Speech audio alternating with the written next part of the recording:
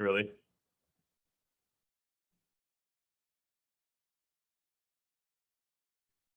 Um,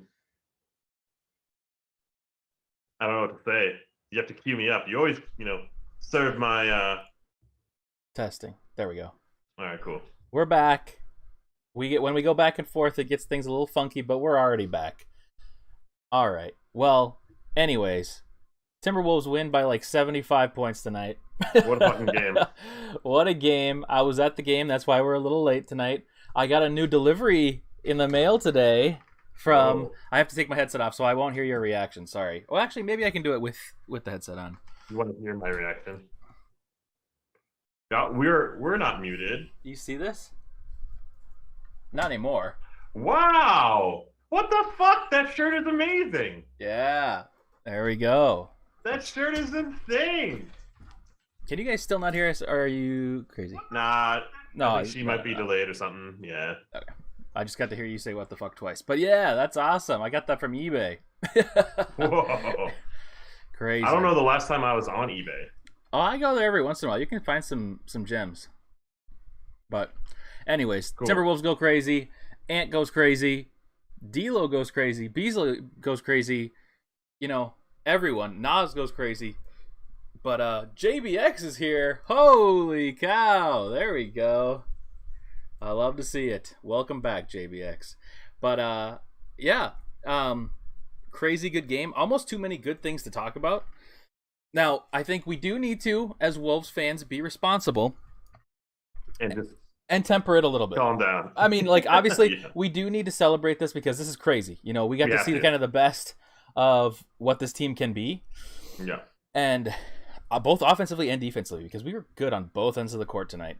Yeah, we were sensational. And it was, I mean, this is that situation that we were talking about in the beginning of the season where everything hits right, and this team is a 50-plus win team. So, pretty exciting to see. But Memphis is super hurt. We are super healthy. Wait, who's hurt? Who's hurt on Memphis? And I can't recall. Dylan Brooks is hurt. Oh. There's Ooh, somebody that was significant. else. I can't remember. Is he a 50-point playmaker, Melton. difference maker though? No. Oh, yeah. DeAnthony Melton. You're right. You're Yeah. right. Melton. Maybe it was just those two, but those two are significant pieces for them, both offensively and defensively. So Okay, you're right. it hurts, but I still think we came out with such an aggressiveness right off the bat tonight, and it did seem like I know I'm blabbing on here, but I'll get your reaction after this. But hearing Ant talk before the game, talking about how he was like, "Oh, we've lost 7 in a row or something. Like we haven't beat the Grizzlies." I think since like before COVID. Yeah, since 2019 or something like that. Yeah. But he was like, if we win, I'm going to be the happiest person on the earth or something like that. But just the way he was talking about it was in a way where he was like acknowledging that we have these runs against teams that we maybe shouldn't be having runs against. So it was really nice to hear that from me. My general thoughts on the game are, wow, that was fun, but let's keep it going. Yeah. 3 straight. I can't recall a more enjoyable game from the confines of my place, not stressing out. We led from start to finish for the second consecutive game. We bloated our lead. We never got cocky. We never got overconfident, but we were having fun out there, which translated to the stands. I'm sure it translated to the viewing experience. It translated to Jim Pete and Dave Benz talking about farming and raking leaves. Really? Oh my god! Yeah, they were just all over the place. And really obsessing over Tyus Jones's mom. Anywho, what? Ja Morant pregame is up there for considerations for MVP. What are your thoughts? Pregame Before tonight, there's been murmurs, rumors, not rumors, but just kind of mumbling chat discussions. And Jim Pete brought it up. He's playing like an all-star. He's playing like an MVP type caliber player. 27, 7, and 6, some crazy stat line like that for a guard his age, his stature. What are your thoughts quickly before we get into the Wolves itself? Yeah, MVP consideration for Ja Morant. I think it's a mirage. I think I would have said that. I would have said that he maybe wasn't the MVP like candidate, but like top 5-ish, probably. Honestly, probably not top 5. What about like top 30? Sorry, I just tested because the chat wasn't working for some reason. So I meant to type test, but apparently I wrote yeet. But anyways, but yeah, I would have put him up there. I think he, even by you, is slept on somewhat. But I do think that tonight was one of those nights where I'm going to use the same comparison that I did a couple nights when we played him the first time. When Anthony Edwards has his kind of quiet nights, he's really reserved and he's trying to be more of like a distributor in some ways. Maybe it's not directly like a assist, but he's like getting hockey assists and stuff like that. I thought Ja started the game kind of like Ant does on his slow nights, but then it just absolutely crumbled around him to the point where it was like, okay, you need to do something now and like start to take over, and he just didn't or couldn't. And to be honest, I didn't really pay attention that much to him specifically, other than seeing that he had 0 points after like the first quarter, maybe even the first half. Yeah, okay. First half. Mm-hmm. I saw he had like 3 assists and 0 points, and I was like, oh my goodness. Holy moly. What Timberwolves opponents do to us, we did to the Memphis Grizzlies tonight. We allowed Ja Morant to shoot from Mankato or Rochester, but we didn't let him attack the paint one bit. Yep. He likes to go left. He likes to go right as well. We forced him to other positions like the free throw line. And that is stemming from, in my opinion, the MVPs, Jared Vanderbilt and Patrick Beverley from the start. From the jump, they were saying no to Ja Morant. They were saying no to anyone else. And then it just so happened that, Desmond Bane kind of popped off for a little bit. If they didn't have Desmond Bane scoring like he did, they would have scored like 12 points in the quarter, man. They were crazy. Shoving offensive players where they want to be, and then kind of covering the lanes and covering the gaps. So no pass was safe, and they were scrambling. Every possession was a struggle for Memphis. Mm-hmm. So it's the entire game, but like those first 6-7 minutes, like really like kind of carve a narrative, carve a play reaction by the coach, by Taylor Jenkins, but also by just the team in general, and they could not react. Yeah, the only one who was reacting was Cat, and he was just like kind of playing his own game while we were actually just playing our like the actual game. And like, let's just say these last 2 games plus the win versus the Kings were just fucking cerebral. We did it. We came to play. We did our business. Last time was like one of the best games I've seen that was like kind of like a struggle to win, but it was just from the jump to the end of the game.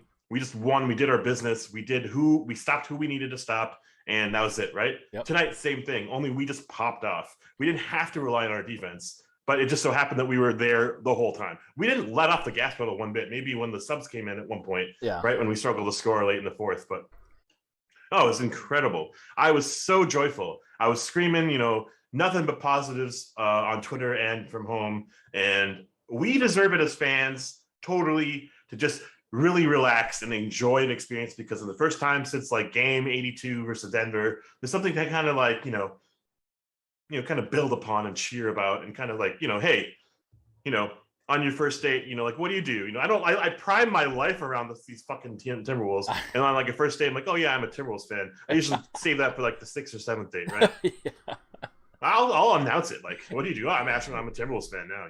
Yeah, it's after tonight. It's screaming it from the rooftops. But no, yeah, this is definitely worth celebrating. This is a super important stretch of games for us. As you had mentioned, going into this homestand and just this general time of the season, we were 4-9. We are now 7-9, and we are, I believe, in the playoffs now. In the playoff situation, given I know we're only 15 16 headshot. Games, but headshot, welcome. But it's just a very good position to be in. Yeah, let's see, we've got to be in the play-in now. Let me see. Yep, we are officially the 10th seed. Dude, let's stop the count. But, yeah, yesterday also a string of games that all went the Wolves' way. I don't know if you like paid attention, but literally all the teams that needed to lose lost, and all the teams that needed to win, like it doesn't matter if like Phoenix wins because they're so far ahead of us in the standings, so they did. Well, the team that they beat just so happened to be a team that we needed to be ahead of. So it's like, fuck yeah, teams are supporting us. They see our future and they want us to participate. Yeah, maybe it's all part of the narrative. You know, the NBA is just trying to make this Timberwolves work. No, dude, that's why we get all the calls, we get all the free throws. Exactly, we get all the calls, you know, all that. But yeah. So let's see. JBX says, "Didn't realize you guys had switched to YouTube." Oh, that was a while ago. Yes, we did switch to YouTube at the beginning of this season, and we never told anybody on Twitch. I realized, other than like the little header. Yeah. But let's see what else. Gerald Becker says 1 game behind the 7th seed. Let's go. Oh my goodness, yeah, that's actually pretty wild. Pre-game, or not pre-game, pre-season, we had a pod / discussion about like who would be the most like compelling players to watch, talk about, who would be the most important, impactful players to kind of, you know, describe our season at the season's end or whatever it does end. Who would impact winning? Who would impact this team the most? I think we were fucking spot on. Do you remember who we said? I believe we said Patrick Beverley. We had 3 names. And Patrick Beverley was one of them. Okay. And he was the most important for sure, but we had 3 names. Do you remember? Gerald Becker might have already said the other one. Okay. Well, if I had to guess, and I already saw his answer, so then it would probably be Beverley, Vando, and maybe Ant? We dismissed Ant. We didn't put him as the most important player because we kind of were like, oh, second season woes. And we were like, oh, he's going to get his in moments, but it's going to be kind of a very pivotal season for Cat and D'Lo. And Gerald Becker said it. Jake Lane.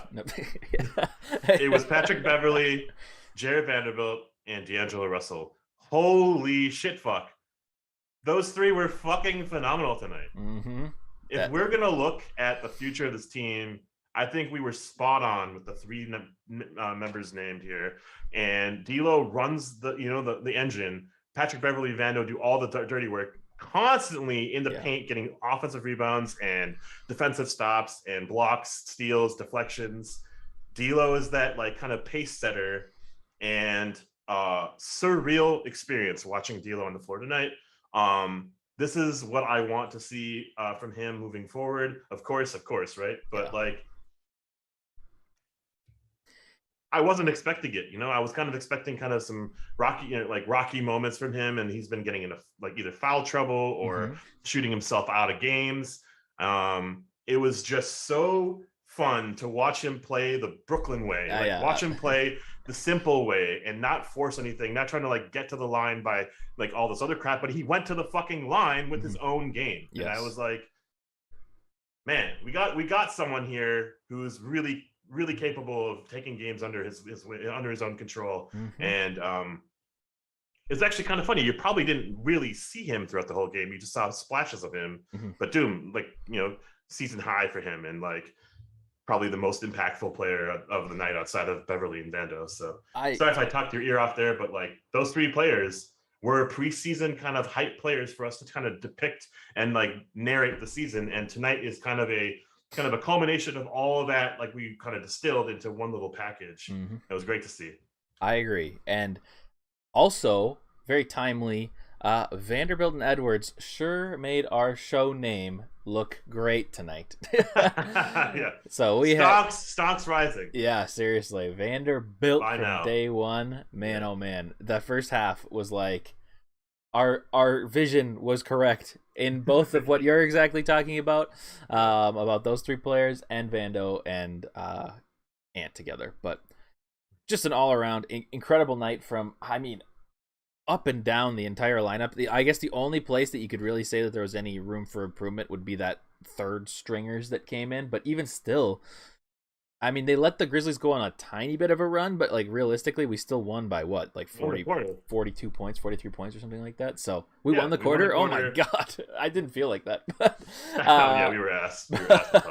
But, you know, I mean, it was just, It was just an incredible game to be at. I hope, I don't obviously expect this going forward, but go piggybacking off of what you said about Russell, I just thought Russell, Ant, Vanderbilt, Beverly, they were all just so there for us and so locked in. It just felt good to be locked in for a game like this. This is a typical game where, going into the season, I'm so glad that my prediction is wrong. I predicted that we would lose every game to the Grizzlies. Good. Because we didn't expect Dylan Brooks to be injured for one. This is true, but he might have been injured. He was injured in the first game too, though. Yeah, he was. But it's just a team that seems beatable in your mind because they don't. I mean, obviously Jaw's good, and Dylan Brooks is good, and so is Jaren Jackson. But you have these things where it's like, we come in with that mindset of kind of like, oh, this is a beatable team. We can win. We probably don't have to give 100%. The minute the tip happened tonight, it was like, boom, Ant's engaged, Beverly's engaged, D'Lo's engaged, Vanderbilt is engaged. It was just like instant production, and it wasn't even just about the actual execution of it. It was about the effort that was given from all of them on the court. So it was just such, I knew from the get-go. I was almost about to tweet at the beginning of the game, I guarantee the Timberwolves win this game just because of how locked they came in the first half. Given I was looking at the odds to see if I could bet against the Timberwolves in the second half because I just know the history of this team. But yeah, no, we came out of the second half with the same energy, not the same energy, but decent amount of energy. And it was just crazy to see. Welcome, P Mars. Who are you? Yeah. Are you from Twitch? Are you from Reddit? Are you from Twitter? Are you from TikTok? P Mars. He doesn't go by anybody else. Are you from Mars? But welcome to the stream. Yes, headshot. Dylan Brooks does kill us every time for no reason, and then he screams at us. Yeah, part of us kind of came into the season thinking that we needed all three players to kind of just pop off for us to have a really good season. We were going to be all offense, no defense. We were going to go the Portland way and just kind of shoot ourselves into games or out. Our defense has carried us, seriously. And when shots are made, the game is easier. So we were making everything. Ant was missing a shot until after halftime. Beverly went 3 for 3 from three. That does not happen. Yeah. Right? Beasley doesn't pass to an open Taurean Prince for a three. Taurean Prince doesn't pass to a Beasley for a three. The best play sequence of the night, by the way, was that right there. I just loved what we saw because the defense carried through to our offense. Everyone was pushing for each other, playmaking for each other, passing the rock. Mm-hmm. Get out of here. Don't do this ISO shit. You know what's really funny? Another theme from this game that I saw from the last game, but we went away from it in the second half a little bit when we pushed it to Cat too much versus the Spurs. We didn't have Cat do a whole lot offensively. Mm-hmm. We literally tried to just play without him. It was kind of amazing. He even took himself out of the game with fouls. Yeah. But we didn't have Cat do a whole lot of boxes and post ups and black hole offensive drives or whatever. We tried a couple times, but not every fucking play we're feeding him at the top of the key and everything. We were doing our own thing. Beverly was running the offense and kind of taking, Steven Adams to school. We had Ant kind of, pop off whenever he wanted. And D'Lo was just running his offense, running his game early. We were looking for D'Lo early. That's a good recipe for success because then teams will sag off of Cat. Then Cat can kind of pop off when he wants to. Everyone is looking at Cat.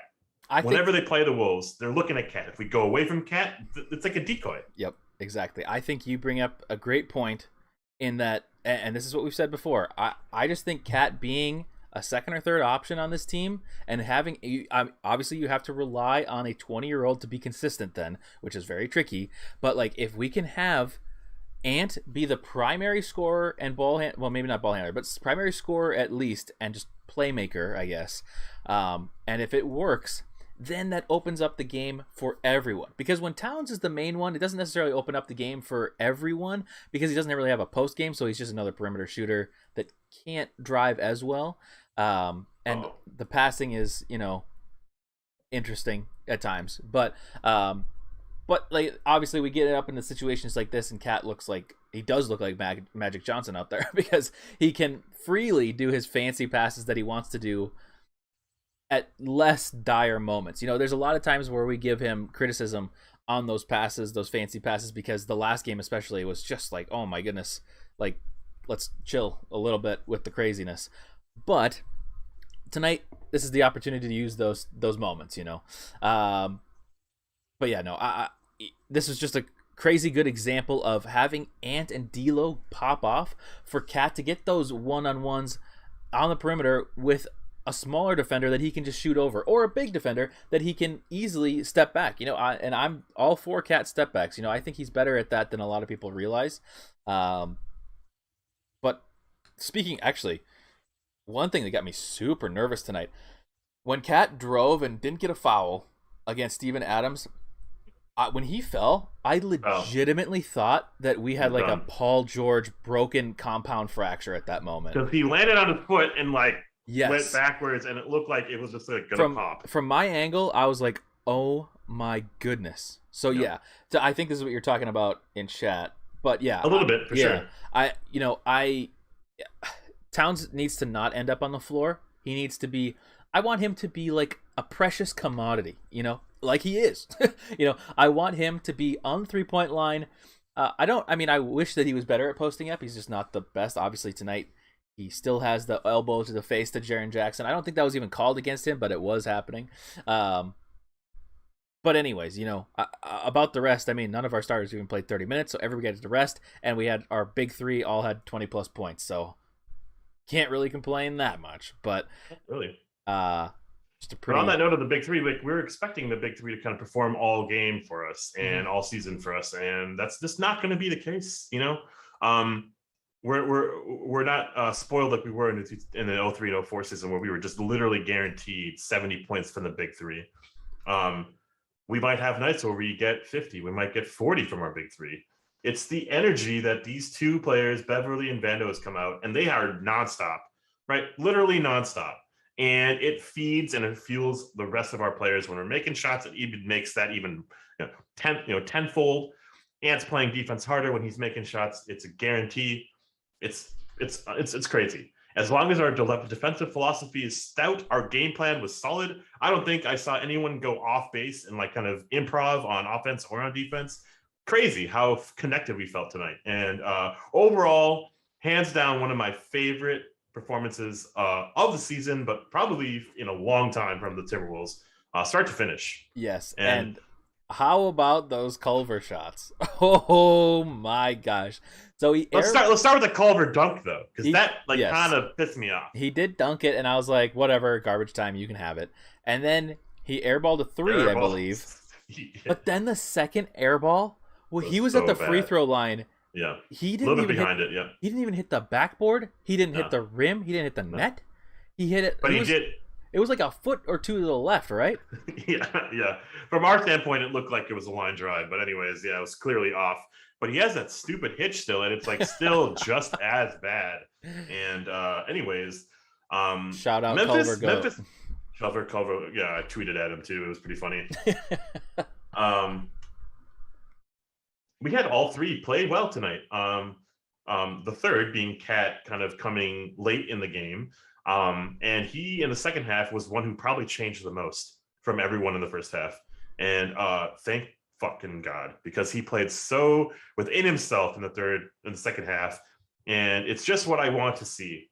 I don't want to see anything stupid. I don't want to see him driving and going to the floor like he did 10 times in the first half. Yeah. Just make the simple play, make the fun, funky pass if you need to get Beasley in the corner for a three. That's fun. That's fantastic. Play within yourself, man. Like, I don't even know if he made a three tonight, actually. He did. Oh, he did. He did one. Yeah. That one, right? Yep. Just a step back. Yep. Yeah, just that step back, which was crazy cool. Yeah. That was cool. And the crowd went crazy for that. Yeah. Interesting to note. And so this is one thing that I'll talk about, and I'll talk about it now. I'll get it out of the way. I said I messaged you during the show or during the game. By the way, these times that I go to the game, I almost always message you and be like, I don't know if my broadcast is ahead of yours. And then I'm like, wait a second, I'm at the game. Of course I'm ahead of yours. Like, I almost was like... I'm a good, 30 seconds behind you. I was like, I shouldn't message Ashwin because my stream might be ahead as I'm sitting in section 205. Dude, spoil away. Yeah, but anyways, the one downer part that I will say tonight, and then the rest will be positive, I promise. We'll go to the tier list next. But the one downer point that I have tonight is on Towns, unfortunately, but All right. it was early on in the game. Ant was going off. He was on his 5 for 5 or 6 for 6 or whatever it was, Yeah. and the crowd was really getting into it, And then you could just tell that Towns was like, I need to make my impact on the game now. And so he flies at the basket, gets either an offensive foul or just turns it over or something crazy, complains for a foul, gets the technical, Yeah. and just completely brings down the entire building, the team. Luckily, it didn't affect the team enough. But that's one of those plays where it's like, dude, like, Ant is going off. You guys are a big three. So guess what? You're going to have nights. Ant's going to have nights. And D'Lo's going to have nights. And guess what? Tonight you all had nights. But I just think it's just very frustrating for me to watch that because, sure, we won tonight. And I shouldn't complain about anything because we won by 100, So what does it matter? But I think you're exaggerating. You said 75 earlier, and that felt a little bit more accurate. it just the more I think about it, the better it seems. But I just, it's frustrating because I want this team to be disciplined, and I think that he is one of our leaders, and he is being one of the least disciplined out there. Just an observation. Didn't obviously affect this game to the point where we lost, but in a closer game against a better team, I want composed Towns. I want reserved, and that doesn't mean he can't get excited, because then he went out there after that one game and was like, oh, well, I just play with fucking passion or whatever. And it's like, passion is fine, but like crazy, out of control, that's not okay, So I'm fine with passion. Scream on the court, talk shit to people. Who cares? Like, that's totally fine. In fact, I crave you doing that, But just seeing plays like that, it frustrated me because I'm like, oh man, we have a chance to blow this game wide open, and they're going down and shooting a technical when we could easily just like let the game play out as it was. Gerald Becker says, yeah, I think Towns hasn't really come to that realization in his head yet, that our games don't completely hinge on his play like they did in the past. That's a good point. That's a good great point. And which is a good thing for us, but also for him. And I just hope that he can realize that he can trust his teammates. He always says what he says, and he always does what he does. But he says that he relies on his teammates. He says he passes the open man. That's a good shot, right? And there's some games where he just needs to understand that not always is it time for you to take over the game. Not always is it a time for you to make that crazy pass. It's to get others going as well. So the then game is easier for you, for sure. That was pivotal. And I will say on the broadcast, Jim Peterson mentioned something that Cat thought. This is something that will probably grind your gears, man, whatever gears you have left about Towns. Cat came up to the check-in spot or whatever they call it. I forget what it's called. Oh, I know. On the sideline. Went up to Jim Pete and said, I think I sparked that run with that tech. He said that? Because right after that tech, the Wolves went on like a 34-10 run. And literally none of it had to do with Cat except for that one like immediate layup after the tech he had. And I think he got another layup right after an Ant 3 or something like that, or like a offensive rebound by Beverly or something. But yeah, when Nas came in, I was like, thank God, because like he played so within the offense and really helped come together and kind of close out that quarter well, and even had like a point Nas moment, which I was so thankful for, that we had that guy running the show at times. Yeah, man, it was so funny that he said that, but move past it. We'll move past it, but final thought on that. That is highly concerning if he thinks that. That is like DEFCON Alpha, like we need to freak out if that's seriously the mindset. But I appreciate Gerald Becker's the positive attitude, the positive outlook on things, because I think that's a better way of saying it versus like my hate, I guess you'd call it. But that's looking at things through a positive lens and assuming positive intent. That's what I was looking for. Assuming positive intent. That award goes to Gerald Becker for tonight. But holy cow, headshot, correct. Those Nas and Vando blocks, the crowd was going nuts for those. That was so fun to be there. But anyways, on to the tier list. On to the tier list. And if you are new here, Feel free to drop a like, subscribe to the YouTube channel. If you don't mind. If you don't mind, and only if you like me bitching and moaning about Cat on a 40-point win. But if you like that, then you'll love this show. Let's see. How can I find... I gotta get this pulled up. And we've got highlights. And if you're new here also, you'll know that the highlights go in and out because I have one computer with one monitor, so every time I change, it goes away. So you'll get choppy highlights. Pretend like we're in like the 1990s and we have TV that's like coming in and out of service. Ooh, wow. Real quick, that blue looks fucking awesome on the court. The dark blue? That looked different. That blue that's in the center court looks so much different than I thought it was. Also, we have Betway on the sidelines. I also missed that, apparently.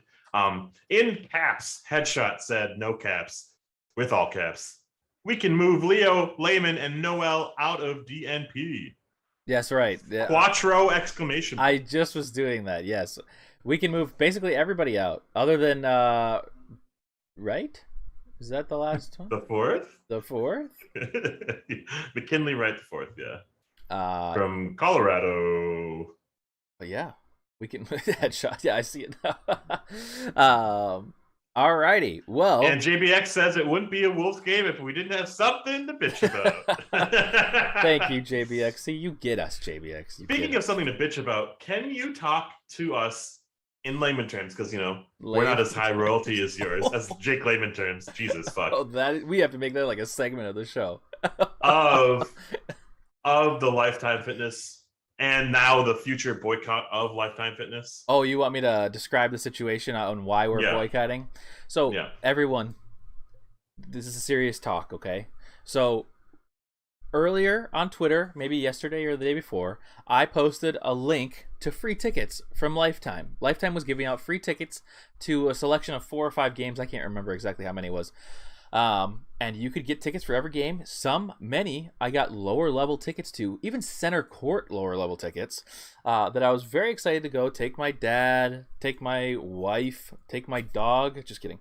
But I had many tickets for, and I look at my Timberwolves ticket account today, and it goes from having going to games for the next like 5 or 6 games to only tonight and the next one. And the next one is bad tickets, and all my good tickets are gone. And then I get an email from the Timberwolves that says, "Hi, Cameron. Just to let you know, we kept your first order, but we got rid of the rest because essentially we were only going to give out 1 per person. So we've given you just the tickets to the Heat game. So we are boycotting. We are mad, and I say that as I got free tickets to tonight's game too. But that's the whole situation on Lifetime, and why we will never be a Lifetime podcast in the future ever. Anyways, come hit us 19 Fitness or Body by even Planet Fitness will take. Leanne Chin. Yeah. But I'll take Planet Fitness. I'll take anything. So Marie Callender's. Chicken Pop High Bodies. What the heck? I'm thinking of frozen food right now at a time like this, Yeah. All right. Well, tonight, just a little spoiler preview. This is going to be probably a pretty heavy top tier night for tonight. I think we had a lot of high performing players tonight. And I guess since we have so many people here right now, just a reminder, this is only based on tonight, not the season. This isn't like, every game up until this point, literally just tonight. That's why things are probably going to be pretty high. So if you see somebody like, I don't know, like Jake Layman getting an A1, that's why. But no spoilers. I won't say he won't be there, but I also won't say he will. Anyways, I think we can, though, probably group together a lot of those bench players that came in near the end of the game for like the last 7 minutes or so. So Bolmaro, who got a huge ovation for the crowd. There was "We Want Leo" chants going in the crowd. Jake Layman, who came in, and some people thought it was Leo from far away and started cheering when they saw him get up. Maybe they're just big Jake Layman fans, but I think they thought he was Leo. They did not know. And then they announced Leo coming in the game later, and they're kind of like, oh, wait. Anyways, Jake Layman, Bolmaro, Jalen Noel, Nathan Knight, and Jordan McLaughlin. Honestly, they all had great nights. dude. And Nas, well, I guess Nas can be his own, but those 5 all had pretty good nights, especially for being off the bench. Good stat production too. I mean, Nathan Knight had 6 points, 3 rebounds, 3 assists, and a steal in 8 minutes. So, I mean, that's insane. Bodying Xavier Tillman. Yes. Bodying. Yes. Straight as Jim Pete said, just that's some beef out there. Yeah. Oh God. Okay. Yeah, he was hot and horny.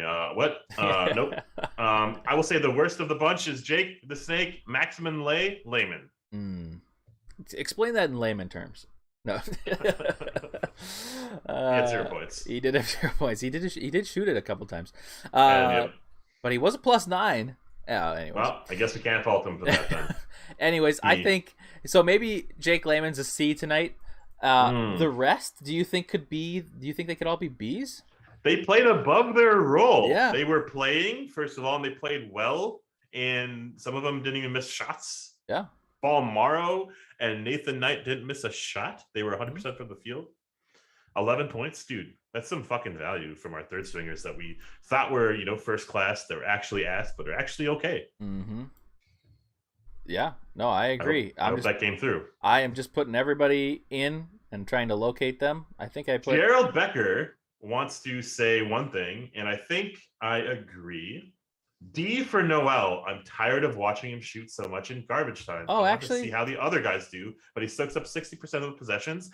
And I was thinking about the same thing when I was watching him. That's like, true. why aren't you passing to the open Leandro in the corner or the open Jake Layman in the corner? He had that one like runner floater that was like, get the fuck out of here. Mm-hmm. But I think he's trying to be that 10th man in our rotation. Mm-hmm. And I think it's okay to see some aggressiveness and some assertiveness. And well, we're talking about the bench mob right now, so it's like kind of weird to bitch about something like that or complain about that. But C- because we expect that out of him. That's actually true. Okay, yep. I will change it to a C-. Good point. Yeah. And we expect 0 points out of Jake Layman, so that's perfect. Yeah. Anyways, on to Naz Reid. I don't think we need to talk. I guess J-Mac is just probably the bottom of the B. I don't think he had any bad things, but he did break down Jarrett Culver one possession, which was really satisfying to watch. It was great. It was very satisfying, yep. But anyways. And he got an and one, I think. That was what the and one, right? Maybe. I know it was just he fell to his ass and he got an and one. Oh, okay. Cool. That's the end of the game, I think. Okay. Yeah, I mean, I don't need to see 15 minutes from Jordan McLaughlin. It's kind of nice as a luxury item to have him, but we don't need to talk about him. I'm going to be honest. I would really like McKinley Wright the fourth to be in J-Mac's spot. Not Isaiah Miller? I like Isaiah Miller, but he is just way too raw and defensively at an NBA level, not ready. Personally, I would rather have Leandro Balmaro, but yeah. I like Leo too, but I think Leo's still too raw.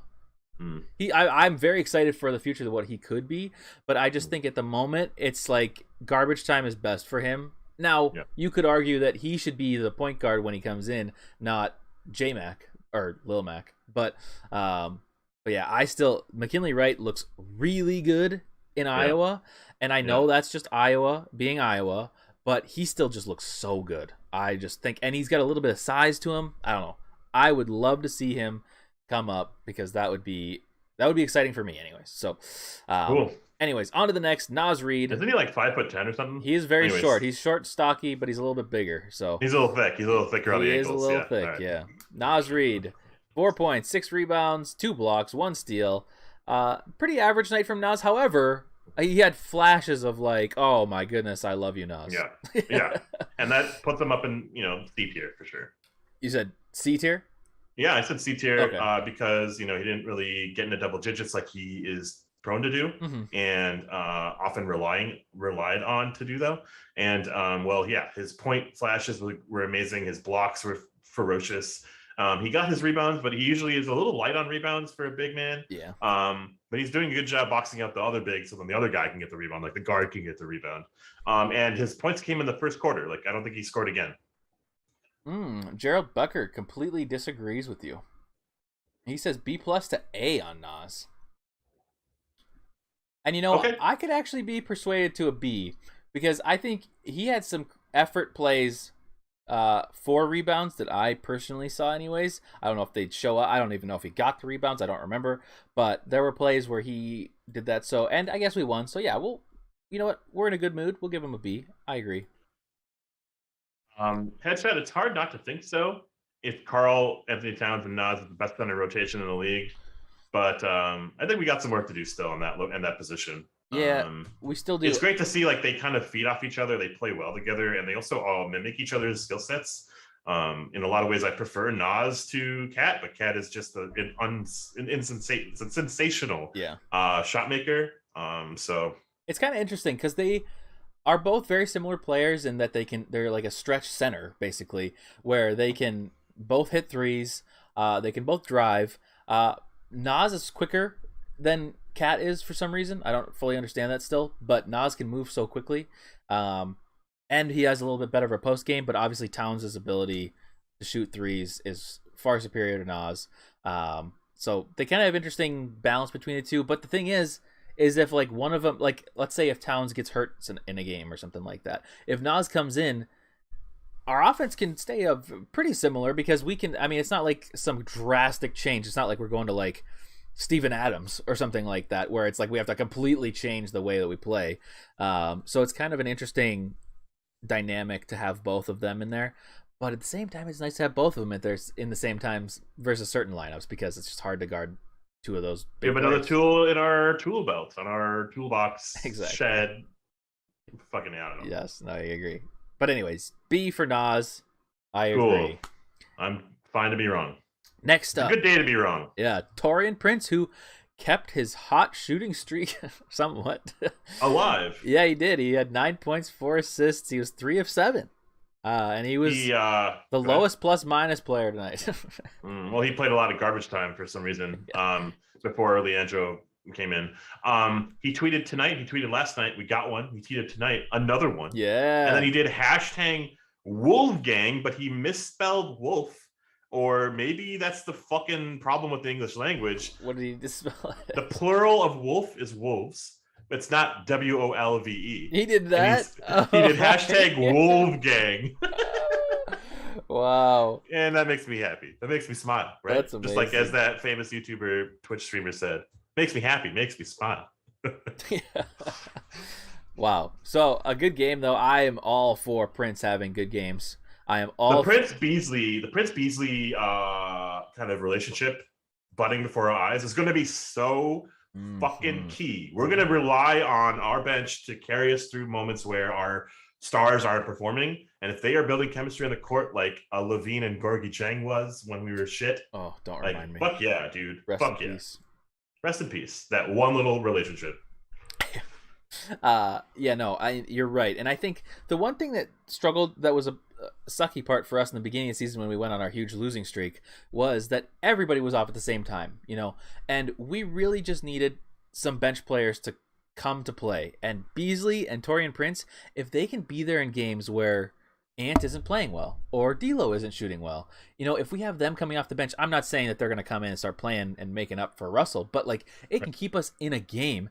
And then if our big three is there, they can clutch up in the end of the game, or even they can, So then we have these options. This is what the dream was, to have Taurean Prince just contribute in some amount of way. Same with obviously Beasley. We were hoping quite a bit, but still, like if we can have those two, Taurean being defensively, like closing out on threes, we have Beasley hitting threes from our bench unit. I'm rock hard saying that.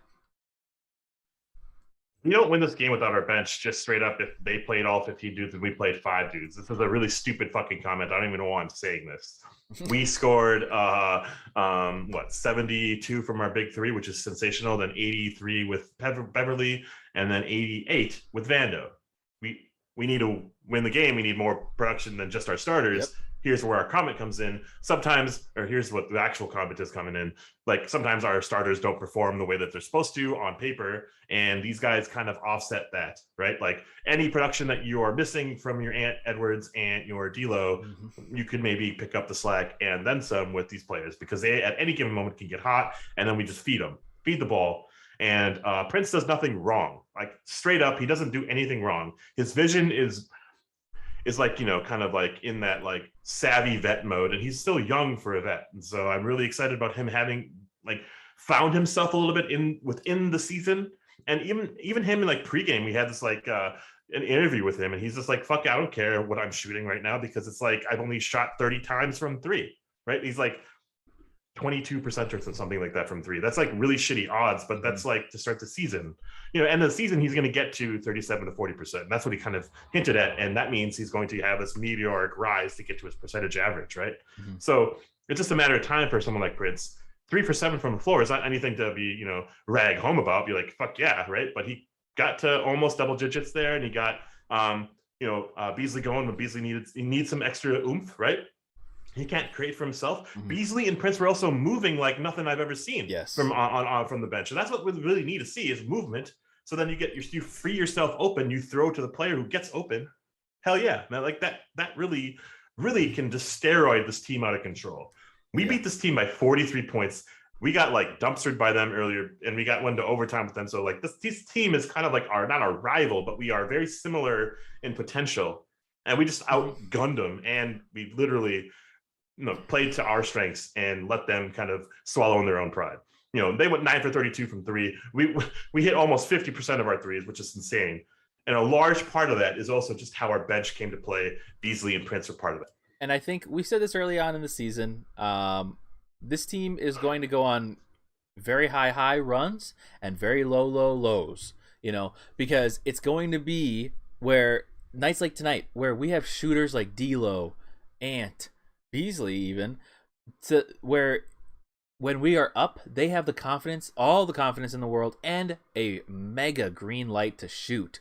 So they feel confident in shooting, and we can blow out teams like this. And I think I know this was a hurt Memphis team, and just a Memphis team in general. It's like struggling a little bit, but we can do this against, I think, even good teams, because it's similar to the Rockets a few years ago with James Harden, where they were just a three-point shooting team that could easily blow out any team on any given night because of their 3-point shooting. And if it was hitting, they were going to win by 30. If it wasn't, they were going to lose by 30. And I think that's something that could happen with us.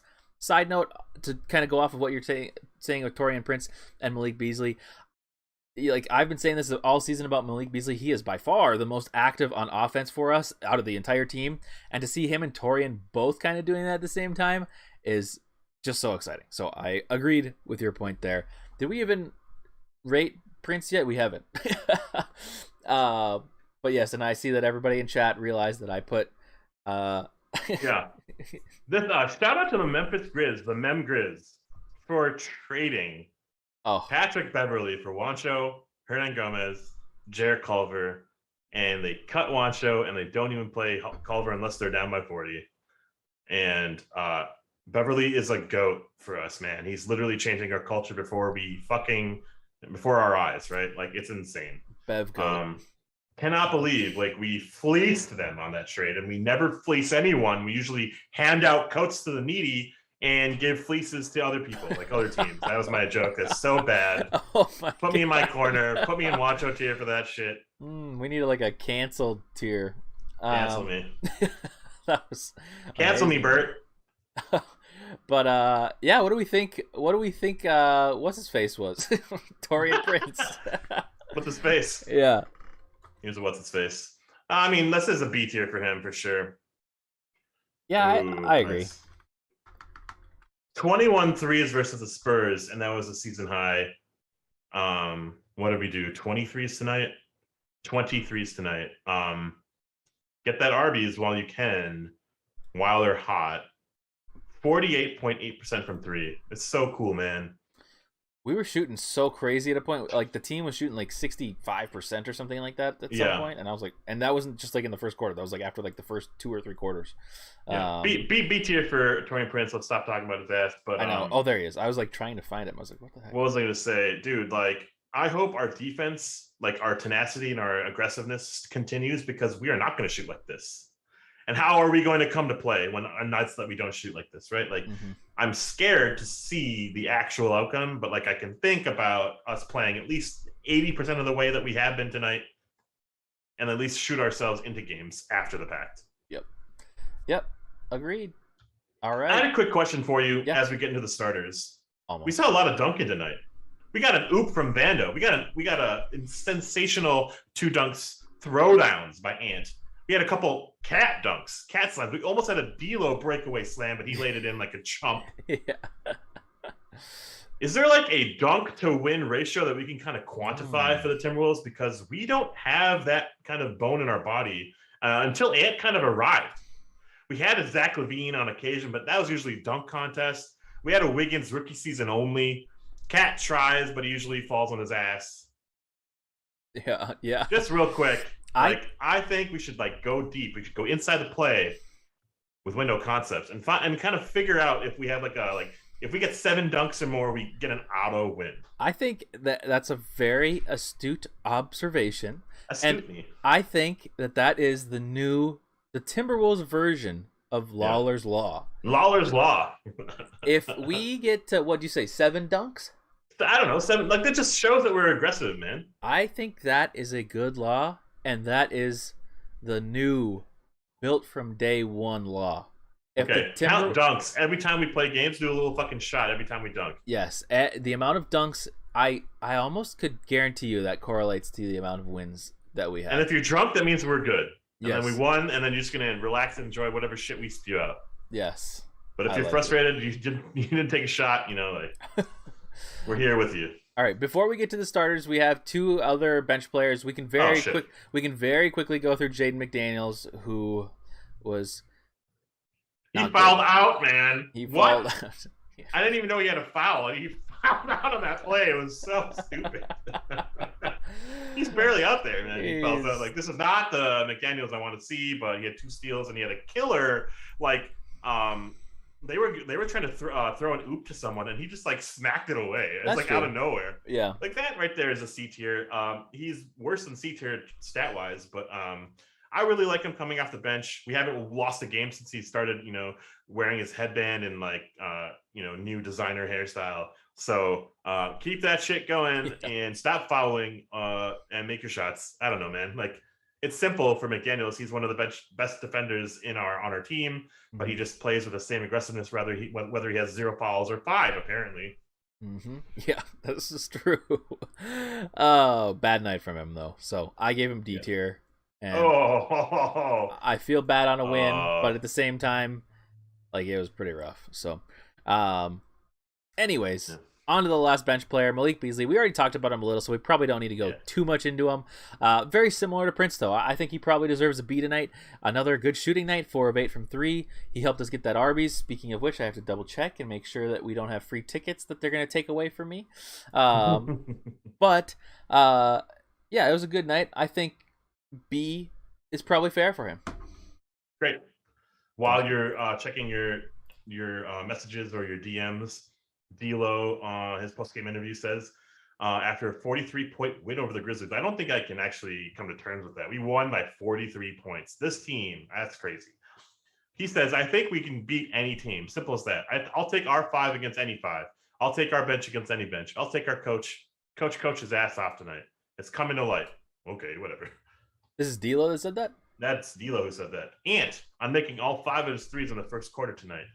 I was trying to get the building hype. I feel once I hit one shot, it's over for anybody I play. Once my 3 balls fall in, y'all in trouble. One slightest look at the rim and it's going up. He's funny. And then finally, we're getting to the starters, so I just want to say this. Chris Finch, after the 43-point win, I don't know why I'm saying that again. Those 3 guys, Ant, Cat, D'Lo, are really figuring it out. And again, it starts with the willingness to move the ball early and keep it moving. Yeah, agreed. All good points. And I agree with D'Lo. I do think that we can beat any team on any given night. I just think it's a matter of, do we give our all on every given night? And tonight we did. But on to the starters. And former Memphis Grizzly is up first.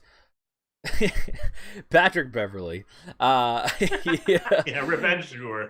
game. Yeah, revenge game for all like 30 seconds he was in Memphis. 11 points, 5 rebounds, 4 assists, 2 steals, 1 block, 4 of 7 shooting, and as you mentioned earlier, 3 of 3 from 3. So this is a great game from Patrick Beverley. I thought he was chirping the Memphis bench at points too. He was saying stuff y'all about, don't want like, me. Yeah, exactly. So that's what he said. Yeah, that was great.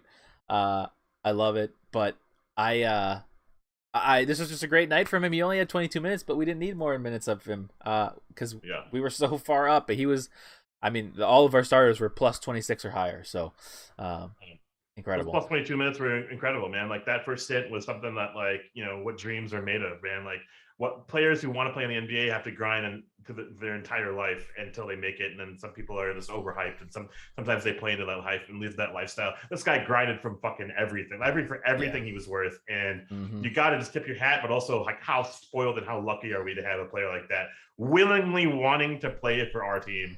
Yeah, exactly. Coming from winning franchises, from like the Houston Rockets, the Clippers, like winning franchises, like at least winning to an extent, right? Like successful-ish franchises to our squad, who's been notoriously shit-stained. Yeah, and he was like specifically saying, like, "Oh, this is one of the teams that I want to go to. Please get me here." Please basically, get me there. And that is like, I mean, we have to appreciate that from him. And at the same time, I think it should go to. At the same time, Towns has also said stuff like this his entire career. I was looking through my old tweets trying to find bad takes on the Timberwolves last night, and I found generally good takes, but there was one where Towns had said something like, after the 2019 season, he's like, Minnesota deserves better, and he kept saying things like, you know, I'm not leaving Minnesota. He said all these things that make it, like, as a star, very good to hear as a fan. Awesome to hear. You know, so him, Beverly, all of these guys, and like D'Lo saying like I love Minnesota, and they put it on T-shirts or whatever. You know, it's just great to have a team that's like, I want to be here. You know, whether I know there's been weird stuff with, I mean, me and other fans requesting trades of players and stuff like that, but like the players themselves, props to the players, because it's just so fun to have players that want to be in a state like Minnesota, which I don't even want to be in Minnesota. So, you know, props to them. Top down, our roster barely changed, with the exception of Patrick Beverly, and holy shit, we would have been the same team last year without him. Yeah. Like, we are such a different, focused team. All that leverage that Beverly brought, day one, we're focused on defense. Like, I can't believe it, man. I really can't. He's making us play like well above our potential, and we're still growing. And A1 tier for Beverly. One of my favorite games from him. He was making his shots. He had this really crazy like putt shot he made, and he took Steven Adams to school. That was so cool. And all those offensive rebounds amongst the trees in the post, man, it's insane what he and Vando bring. I will always lump them together because they play so aggressively for us on a nightly basis. I don't get it. Yeah. Talking me into a hype A1 for Patrick Beverly. I think Gerald said that before you even gave him A1, but I agree. I think this was a memorable night for him. Not because of a revenge game necessarily, but you know, I just think because of it. That's true. Yeah. This is the Patrick Beverly that we want, and this is a game that we won't forget. So I'm okay putting him up there. But right on, man. Next up, let's do Jared Vanderbilt next and save the big three for last. So, Jared Vanderbilt, V8 engine tonight. He played 24 minutes, not that the minutes matter at all, but he had 5 points, 10 rebounds, 5 of which were offensive rebounds, 3 steals, 3 assists, 2 blocks. I mean, Vanderbilt, that first half had me so hyped. All the blocks, all the effort, rebounds. I mean, I borderline want to give him A1 tonight. Not even a question. He's not asked to do anything out there except for just give his energy out there, and he is a throw-in for a trade, and he's outperforming significantly everyone as part of that trade. I mean, I don't know what Rocco's doing in Portland, but I don't think he's getting the attention that we're giving Jared Vanderbilt. Vando is the engine of our team. Not to be punny about it. It's just literally, without him, we are not a front. We don't have anyone in the front court that can, you know, defend and rebound the paint, and because, you know, we have suspect Cat to worry about. But I don't know, man. All that energy is just really contagious. Fuels our offense. Fuels transition. One of the keys of the game, in my opinion, we're just like, you know, the Memphis Grizzlies don't really foul a lot, get people to the line a lot. They play very, you know, contained defense, and they run a lot of their points through fast breaks, and John Morant is the key cog to that, right? They force a lot of turnovers and stuff. Yeah, well, you're not getting offensive rebounds. You're not getting those fast break points. And Vando's getting all those offensive rebounds, so you're not running the fast break anyways. Yeah. Like Vando is literally stopping the Memphis Grizzlies plan in its tracks. Yes, he is.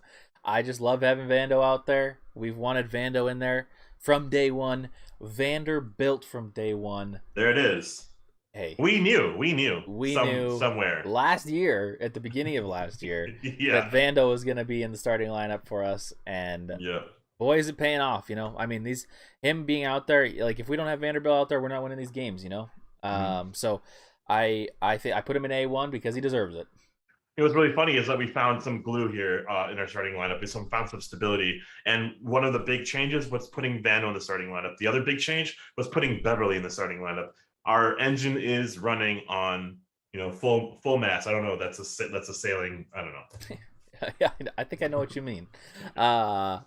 Regardless of context. But yeah, no, I agree. Just a great game from Vando. So we are on to our big three.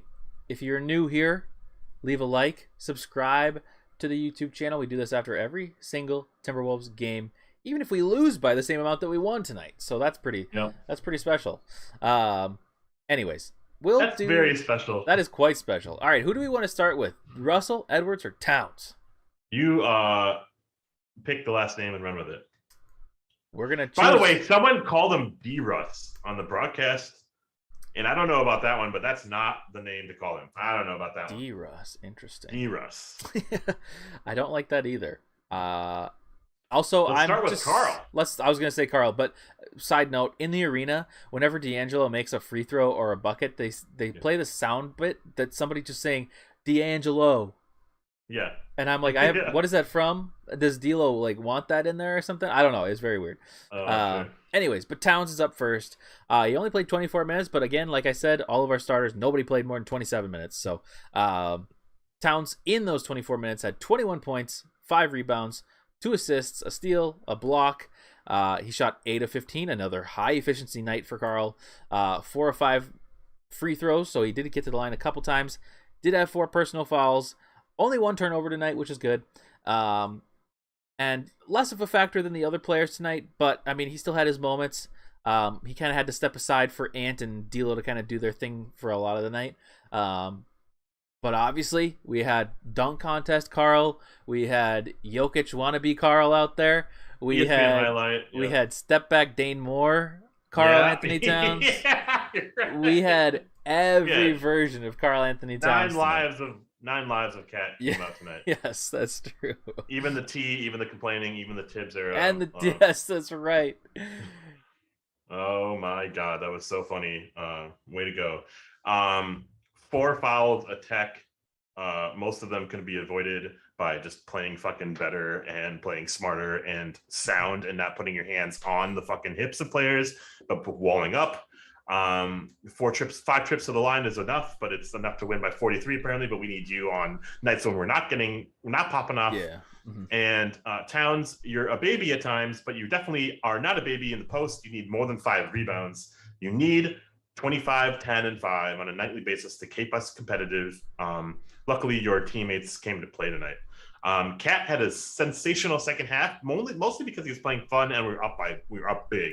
Mm-hmm. But that first quarter was something to really let's dissect this, go inside the play and say, what the hell? Because literally everything you were doing is about to be like a catastrophic injury for yourself. Yes. Let alone anything. And you're just reaching for fouls, hunting for fouls, getting none of that from the refs. And you're still just sitting on the floor, flamboyantly, flailing your arms out.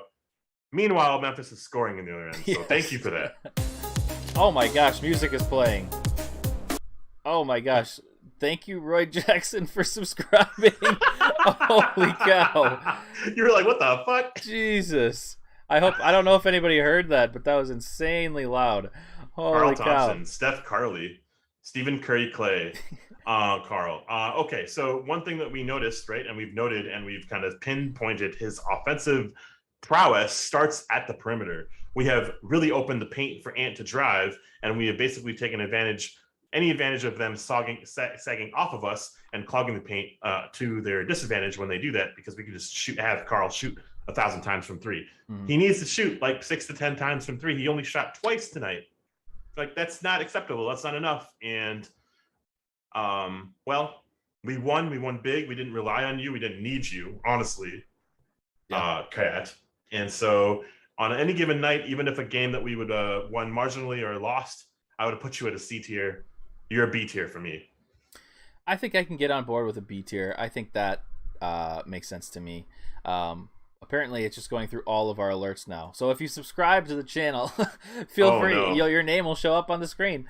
But anyways, we could have won this game without Carl. I think there were moments that are obviously concerning that we talked about kind of in the beginning of the stream. But at the same time, we saw flashes of exciting, fun, like garbage time Cat. Yeah, it was good. Which is really fun to see. And I'm happy when he's happy, man. Like, when he's playing with a little bit more oomph, that's great. And that play right there, that fucking ESPN highlight was incredible. Who, as a 7-footer, does anything like that? Nobody. Yeah, exactly. Nobody. Yeah. So he's like, ridiculous. He's the only one of the top 5 centers that can do anything even close to that, and he does it quite well. So dunk contest incoming? ? I don't know. I mean, I wouldn't even argue if he was a B tier or an A tier. Like, straight up, that's fine if you do that. But his guaranteed A tier is 30, 10, and 5. Yeah, I think B tier is fair tonight because of the win. I think I'll be honest though, if we lost tonight, he's probably closer to D tier, or I mean, we might be talking Juancho just because the thing. He was a Juancho in the first half, guaranteed. Oh, for sure, Juancho was happening. We saw Juancho out there in the first half, basically. Yeah. But so that was frustrating. But yeah, obviously the second half is great. It's a lot easier to come back into a game and make yourself look like that, though, once you're up by 40. So, anyways, he's not going to get 30, 10, 5 on 24 minutes, though. True, JBX. Very true. So I think B tier is fair tonight. I just think there was a lot of moments where he could have been better, and he's our star player, So we're going to be critical of him, as we are frequently. Damn, yeah, you're right. 21 points in 24 minutes is pretty incredible. Getting 15 shots in 24 minutes is incredible. We're bitching about how he's not getting enough attempts, and in 30 minutes he's getting 10 attempts, or in 35 minutes he's getting 12, right? Mm-hmm. Well, I think he got his shots per minute kind of up there, and I am willing to eat crow here tonight. I think A tier is probably inevitable for the amount of time he actually played out there. Yeah, I'm pretty firm in B. I was almost going to be more of a C tonight, just because C is what we expect out of a player, and did we get what we expected out of Towns tonight? Not 100%, We expect a little bit more, and especially we expect better decision. Well, I guess we don't maybe expect better decision making at times, but I would hope for that. So I think we can come to an agreement on top of B tier. So, okay, is that okay with you, chat? If we totally disagree, you can change my mind. Just let us know in the chat. But that's great. Anyways, on to the top 2 players, and we're gonna start with. Let's start with Ant. So let's do Ant. Yep. Ant had 23 points, almost all in the first half, if not all. Mostly. Yeah, mostly all. Yep. I think he had 17 or 19 at the end of the half or something like that. But anyways, obviously incredible start for Ant. Super fun to watch him hit threes. The first 3 he hit, he was smiling on his way back down the court, and you kind of just knew that he was on tonight. So it was exciting to see, and then he's just so fun. I mean, the building just erupts whenever Ant does anything, so it was great to have that early game, and especially for Ant, who has been very passive early game lately. I personally think that the team should be run more through Ant than Towns or D'Lo, because I think if Ant goes off like he does tonight, it just opens up everything for everyone. Whereas, like, if D'Lo goes off or Cat goes off, it opens up the game for some, but not necessarily every single person. But man, D'Lo or Edwards going off like that in the beginning is just crazy. Interesting fact: he had 0 rebounds tonight, which he has been on a rebound tear lately. Yeah, so he's been incredible. Tonight he didn't. Vanderbilt stole them all. That's what I'll blame it on. But also, I mean, he was out obviously on the perimeter, so he didn't have the chance to get some offensive rebounds. He was 8 of 10 shooting, 5 of 6 from 3. Only got to the line once, but he was the top plus-minus player. Not that really matters in a blowout like this, but just an incredible night from Ant. Yeah, nothing to really add. Plus 36 and 26 minutes, as JBX points out. I miss you, JBX. Also, speaking of JBX, I missed you, JJ Creates. Where are you? I hope you're doing well. I hope you and your family or wherever you are is doing well. And a game like this where, Cat is having a decent game and we're still ripping into him. I miss you, JJ Creates. I'm still convinced that everybody in chat is JJ on burner accounts. Sure. Anywho, 8 for 10. Efficiency off the chain. So after that first half, he missed all of his 2 shots. In the second half, got to the line or whatever. 17 points, meaning he could have gone for 68 if he wanted to, right? Yeah. It's fun, man. It's fun when he's on because he's fueling himself. He gets everyone hyped. The whole bench just gets up for Ant. Ant's the identity of this team. There's no question about it. He's the identity of this team. There's MVP chants already. Yep. Already. And somebody else, I agree. Somebody else went to the free throw line not too far after that, and there were not any chants. I know. It was awkward. It was awkward. I was so uncomfortable sitting even up in section 205. I was like, gosh. That's the GOAT section, though. I love that section. Whenever you sit in section 205, we win by 43. Well, I was a season ticket holder in 205, and we went 16 and 66. So,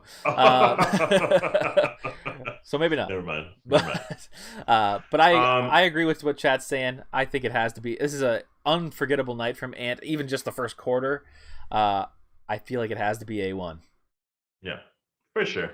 Yep.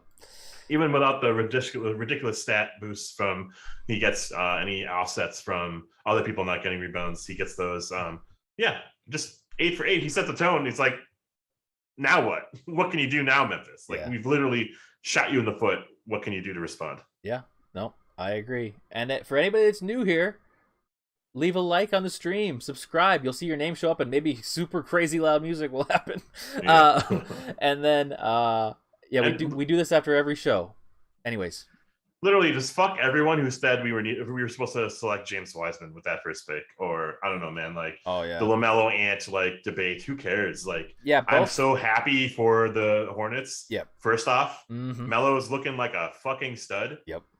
And so I'm so happy. I'm so happy we have Ant. I am too. I think Ant was the right choice for us, especially given we had D'Lo already. Not to say that D'Lo's better than him. I'm just saying, we already had a player in the position. We probably didn't need to double up on it. Ant was just the right one. We've needed a wing on this franchise for a decade. Wiggins was supposed to be that, and then he wasn't for us. So to have Ant come in and be this player for us is such a huge bright spot going forward.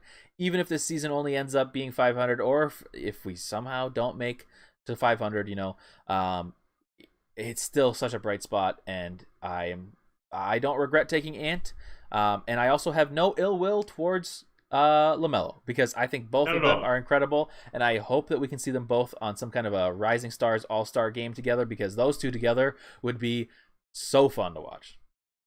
Yeah, for sure.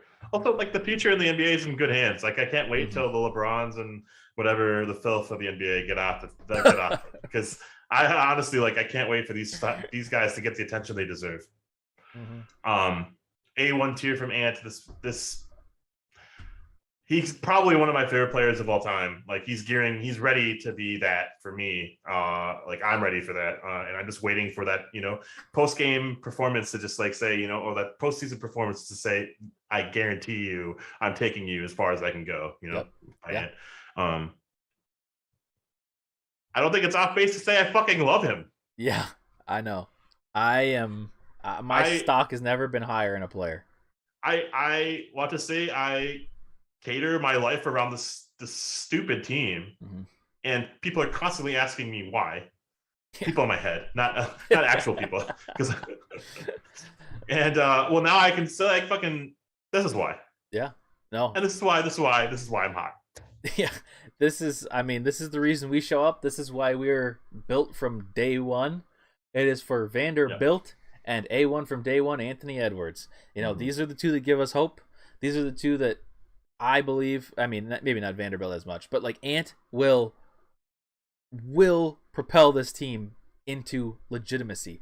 Whether that is with this current group as is constructed, or if we have to do a blow up, we're obviously not getting rid of Ant. So if it's the next rebuild, which is also probably inevitable, at some point with Ant, I have full faith, even in a Timberwolves organization, that Ant is the savior of the Timberwolves franchise. So, anyways, long story short, Ant A1 tonight.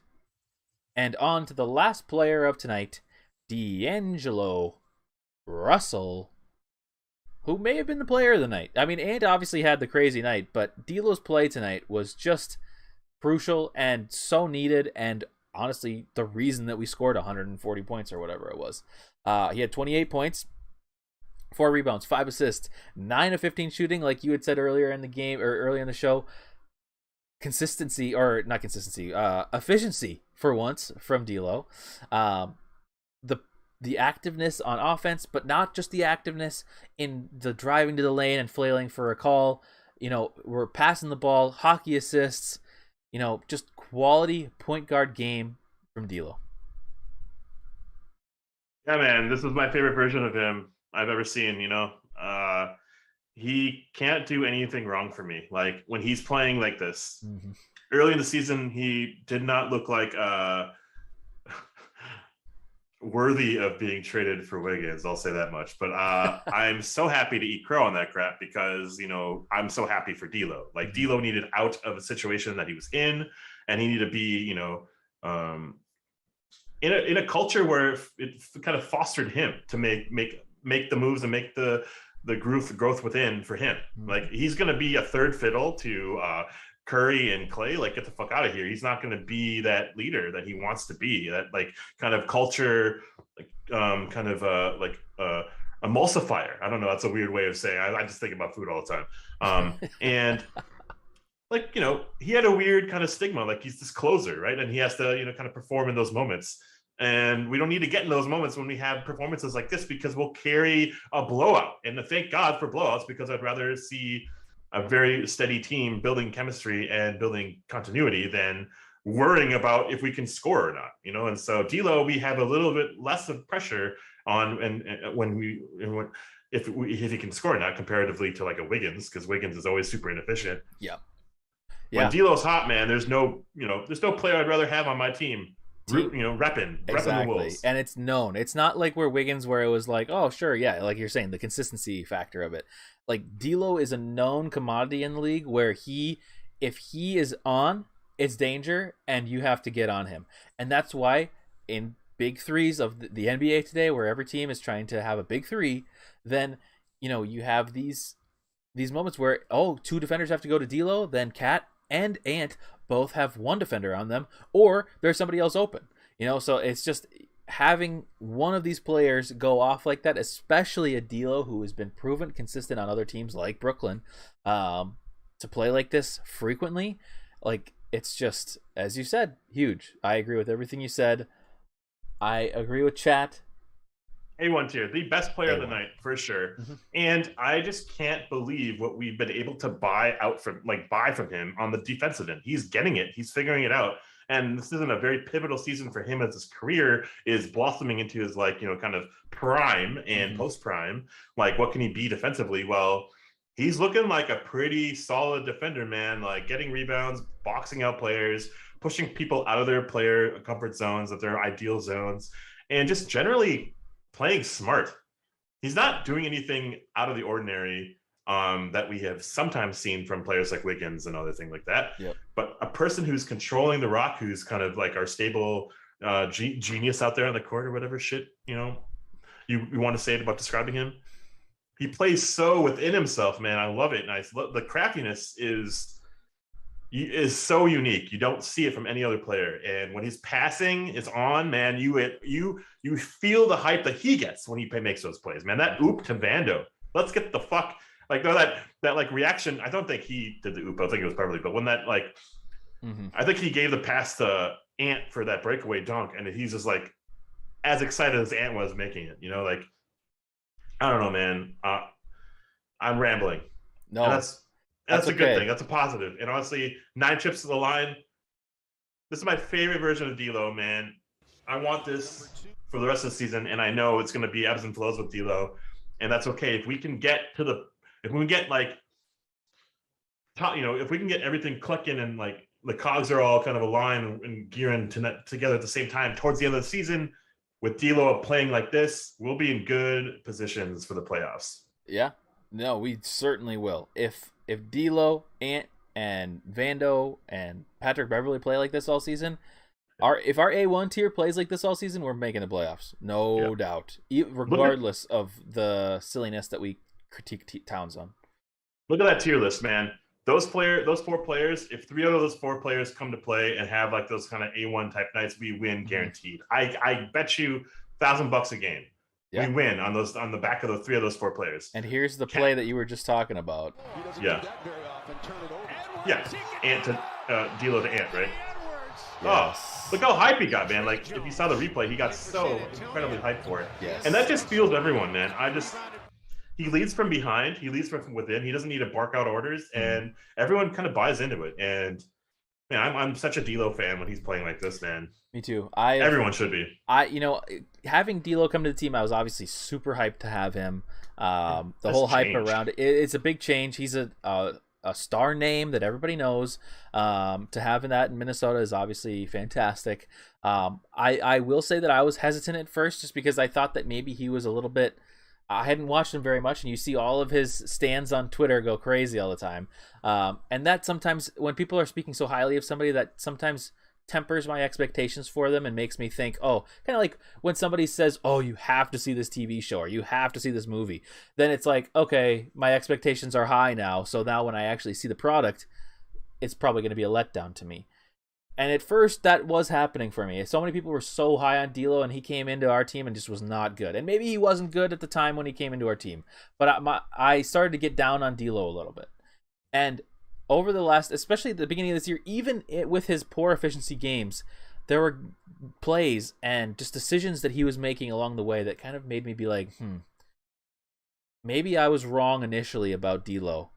And he is such a key player for us. And it's turning out to be that way. His best game of the year, and the Timberwolves win by 42 or 43 or whatever it was. So crazy. It's crazy. And I'm looking at this tier list, and I agree with everything in it. I agree with everything. Shout out to D'Lo fans from the beginning. They're one of one. They're so fun to like kind of hang around with because they have like rode him right like throughout this thick and thin of his career. Yeah. Because it's been crazy because he was a fucking Laker. Yeah. Jesus. Yeah. Then he was a fucking Brooklyn Net. Jesus. Then he was a Golden State Warrior. Holy fuck! Like all these hype fan bases are like 20 times, 200 times larger than the Wolves fan base. And he comes to a really small, like mid-sized market team. And he's trying to find himself also like not, carrying that doubt of the weight of being a celebrity and all-star and playing within a team concept. And like, that's amazing. It's not around him, it's around the team. And I love it. I love it. I love it. I love it. I want more of it. I'm wishing the best for him this season because I think he deserves every dollar of that contract for sure. And with games like this, man, with games like this, 100%. This is the game where you look at it and you're like, yes, this was the right trade, even if that means. I mean, sure, you could look retrospectively and be like, yeah, of course Wiggins is worth getting rid of for D'Lo. My goodness, of course, but the pick protections on that, obviously, it would have been fantastic if we would have kept that 4th pick and been able to have an Evan Mobley on the team. Because, man, imagine this team with Evan Mobley also and everybody clicking. Holy cow, I can't think about it because I'd be way too excited. But that's huge. But that's not a D'Lo issue. D'Lo was fantastic.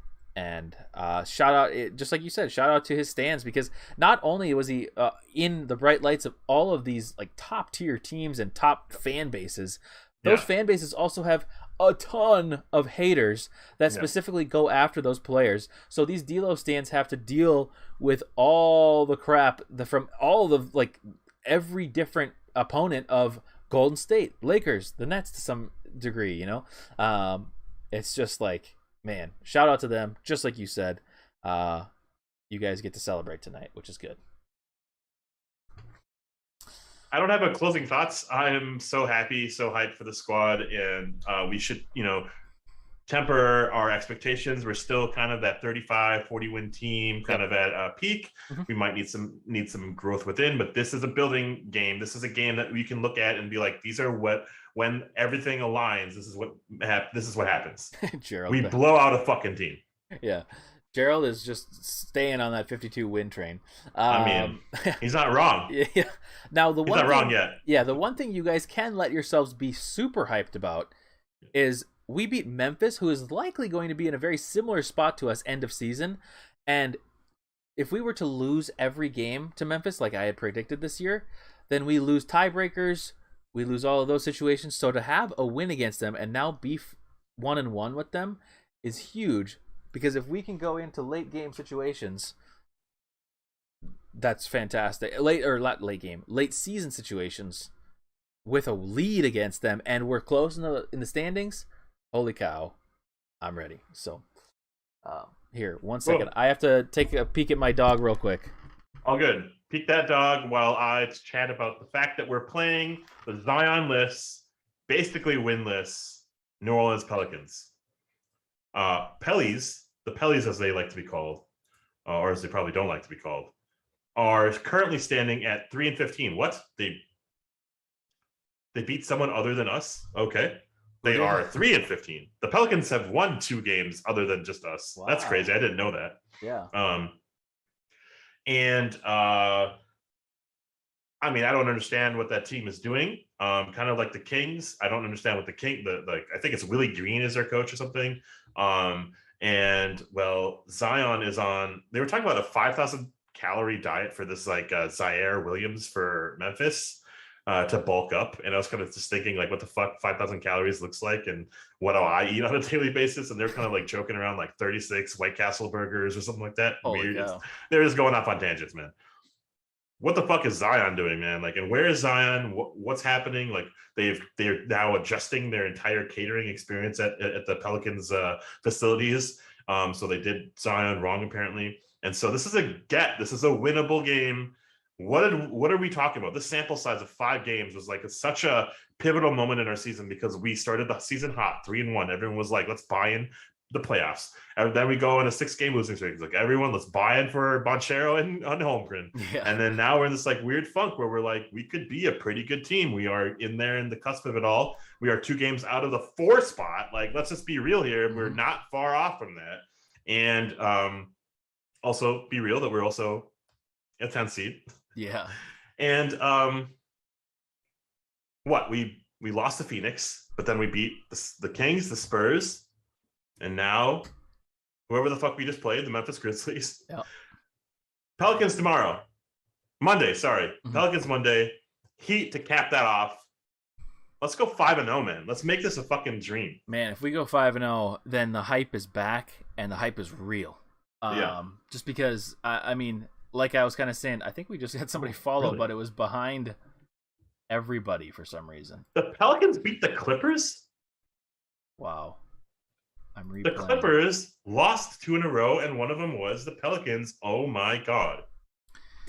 Maybe they sat some players like that. That is the only reason why. Yeah, maybe. But you know, that happened yesterday. I think you're right, though. I mean, to talk about the 4 spot is not necessarily the craziest thing because a lot of these teams. I mean, Denver being 9-7 is a little weird, but maybe they've had injuries too. But realistically, a lot of these teams, I mean, like, look at the Lakers. They don't look good. And I know that all LeBron teams do this. They look terrible for a little while, and then at the end of the season, they start to pull it together. I don't know if that's the same situation this season. I have serious doubts about the Lakers this year. Totally. I think it's different than other years. They're older than other years. You know, it's going to be interesting. Memphis, obviously, we beat them handily tonight.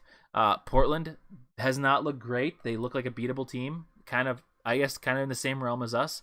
The Clippers probably will be higher. Denver is a beatable team for us. We can definitely beat Denver. Dallas has been kind of weird. Luka, I think, was injured slightly, maybe a little bit. Luka's injured. KP is kind of coming to play now, but they're still kind of up and down. Yep. And I mean, that's just That's really good for us, and then the teams Yeah. below us, OKC, Sacramento, San Antonio, New Orleans, Houston. I mean, we probably should not have to worry about any of those teams. So realistically, we may this could be the last time we discuss being out of the play-in game. It's possible. I still think that we're going to go. I think we're still going to go on some runs this season of good and bad. We're on a good run right now, and if we go on a bad run, that could take us down below the OKC Sacramento kind of tier. But the equator. But it's possible, and I am all for us not even worrying about being in the play-in and just being a given. Sounds like 52 wins. I got nothing else other than I'm really happy about tonight. I think the West looks weird and bleak, and I don't understand what's there. I think it's very obtainable to get a playoff seed locked in, not just a play-in game, but we are probably going to cap around that play-in seed. And I think the Warriors, the Suns, the Jazz are all due for a little bit of a letdown. Yep. They are playing way above their potential. And I think we're playing into our potential right now. I think we started the season really high on a high note, but it was defensive energy first and figuring out how we're going to get shots open and shots created. Then we are starting to get good offensive flow, but the shots aren't falling. So we lose games and we lose our defensive identity when Beverly goes out, when D'Lo's not shooting poorly, things like that. Cat gets into foul trouble. Cats get fouled out. Changing the lineups, it's like no consistency. We found some consistency. We found a lineup that's working, grooving, and kind of flexible in who we can kind of riff off of. And we're on a 3-game win streak, boys and ladies and gentlemen. I think we're here for a pretty volatile season, but I don't think we're expecting, this crazy run, right? We're just expecting kind of even flow season success, and any positives in small game samples are going to be very positive for us, even for future seasons. So the development of Ant, the development of Vando, development of D'Lo, these are all great. Yep. If all of those things can happen and we can somehow sneak into a play-in game, it's a win of a season. It just is. For other teams that would be laughable, and maybe teams will laugh at us for celebrating that. But for us, that's good, and we need to take baby steps to become a legitimate team. That's pretty much all I have as well for tonight. No other thoughts. I could ramble on about the NBA for hours, but I won't because I work tomorrow at 8. Wow. But I agree with some of the things you said. Golden State being 14-2. I mean, once Clay comes back, it'll be really interesting to see what that looks like. But could fall back. I don't think they're going to fall back enough, though. I think they're going to be a top team in the West, even if they go on a terrible slump. But yeah. So those are my thoughts. I appreciate everybody that stuck around. We had a super long show today. I didn't even realize how long it was. 90 minutes. I'm sorry. No, that's all right. This was fun to talk about. I appreciate minutes. Everybody for showing up. Headshot, JBX. We've got all the regulars. Gerald. We had who else do we have? We had some Dick Erickson. Yep. We had some subscribers. We had Roy Jackson. We had Adnan Hassan. Of course. We've got 2 others people that subscribe too, but I don't see their names showing up in here, so I appreciate. I don't know if you have like a privacy setting on or something, but if you do, I appreciate the follow. We're up to 60 subscribers on YouTube, so I appreciate that. It took us all season last year to get to 100 on Twitch, and we actually had a head start too. We were at like 25 to start, so I appreciate everybody that has done this. So if you are new here, give a like to the stream, subscribe. We do this after every single game. I know I keep saying that, so sorry if you're watching this back on the VOD, but we really do appreciate it. It's really fun to come here and talk about wins, and losses, vent, celebrate, all of the things together. But we'll be back here on Monday night after the Pelicans. Hopefully a win. It's in New Orleans, so hopefully we can take home a revenge game against the Pelicans. But anyways, that's all I have. No more rambling. I appreciate everyone. We're playing the outro as the intro. The intro is the outro, however you say it. As we always do, it's tradition. And here it goes. See you, everybody.